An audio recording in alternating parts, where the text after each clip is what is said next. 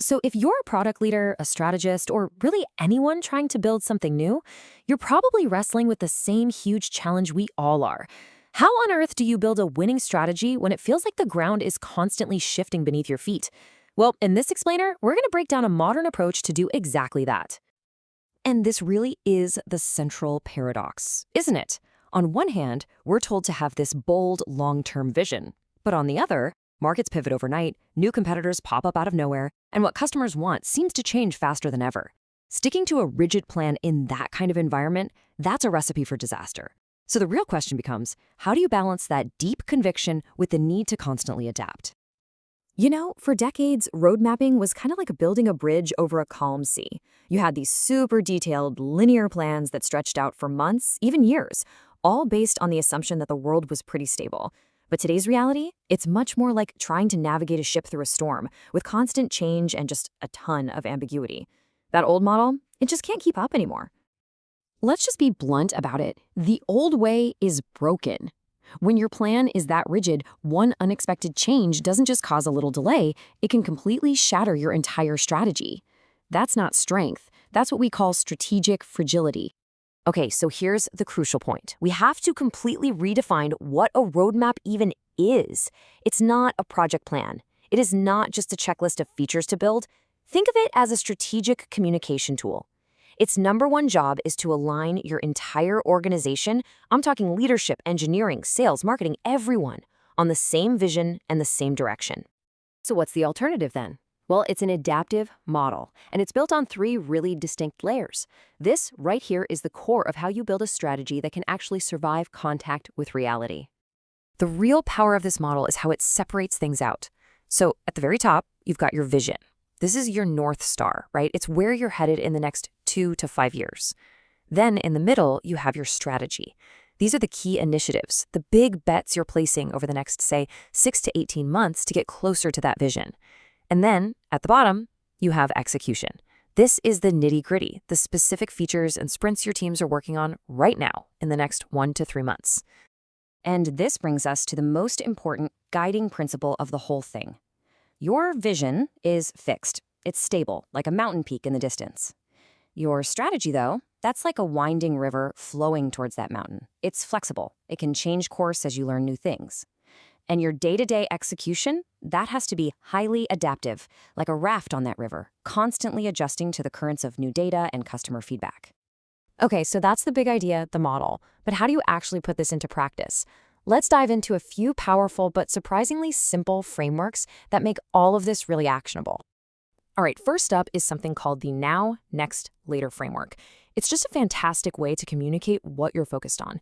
Now is pretty simple. It's what you're firmly committed to, what you're building in the immediate future. Next is for things you're actively exploring and feel pretty confident about. And later is the bucket for those big ideas, those long-term bets that perfectly align with your vision but, aren't fully fleshed out just yet. And what makes this so powerful is that it creates so much clarity for your team, but it doesn't lock you into a rigid plan. It gives everyone focus, but you're not making promises about a future you simply can't predict. It just naturally builds in that flexibility you absolutely need. So the big question is, how do you decide what actually goes into the now or next bucket? Well, one great tool for this is opportunity scoring. Basically, you look at what's most important to your customers, and then you try to figure out how dissatisfied they are with the solutions they have today. Now, look, accurately measuring satisfaction can be tricky for sure, but even if you just get directional data, if you see a big gap between importance and satisfaction, boom, that signals a massive opportunity. It's a really simple way to make sure you're always focused on the customer's problem first. And to handle all that uncertainty we talked about, the trick isn't to predict the future, it's to prepare for multiple futures. And that's where scenario planning comes in. You map out a best case scenario, a worst case, and of course, the most likely one. But, and this is key, you also plan for a wild card event, something with a low probability, but a super high impact if it happens.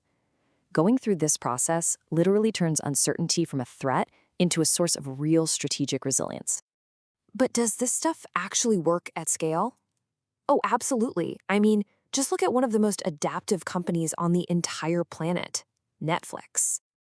Netflix basically lives and breathes these principles. They're masters at separating their big vision from the day-to-day features.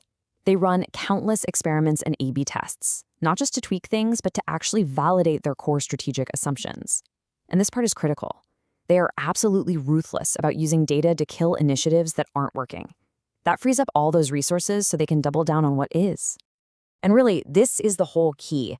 Their vision to become a global, personalized entertainment platform, that has been remarkably consistent for years. But their execution, wow, it has evolved relentlessly. Think about it. They went from DVDs in the mail to streaming licensed content to becoming a world-class original content studio. The vision stayed fixed, but the execution was incredibly adaptive. Okay, so how do you start leading this kind of shift in your own organization? Well, a great place to start is by avoiding the common traps that keep so many teams stuck in that old way of thinking. All right, mistake number one, and it's a biggie, building feature-based roadmaps. When you do this, you turn your talented team into a feature factory, just churning out outputs without ever really focusing on the impact. Instead, your roadmap needs to be built around the customer problems you're solving and the outcomes you want to achieve. The next trap? Treating estimates as if they're commitments set in stone. Look, in a complex world, an estimate is just that, an informed guess. It's not a promise. The moment you start treating it like a hard deadline, you destroy psychological safety and you kill any chance for your team to truly adapt and learn. And this is huge. You have got to be willing to kill ideas that just aren't working. A truly successful adaptive strategy isn't just about what you decide to build, it's also about what you bravely decide to stop building. Ultimately, it all comes down to this. A good roadmap is a living, breathing document. It's supposed to provide direction and inspiration, to create space for your teams to innovate. It has to breathe. It can't be this thing that suffocates progress under the weight of false certainty. So let's wrap up with the most crucial takeaways here. First, your vision is your North Star. Keep it constant. But your strategy, that has to be flexible. Second, remember that a roadmap's main job is to align people, not just list features. Third, let real customer problems drive your priorities, always. And finally, use scenario planning to build resilience and actually turn all that uncertainty into an advantage. And I just want to leave you with this one final thought. We have to completely stop thinking of road mapping as some act of prediction. It's not about having a crystal ball. It's about building an organization, a culture, and a strategy that are resilient, responsive, and truly ready for whatever the future decides to throw at us.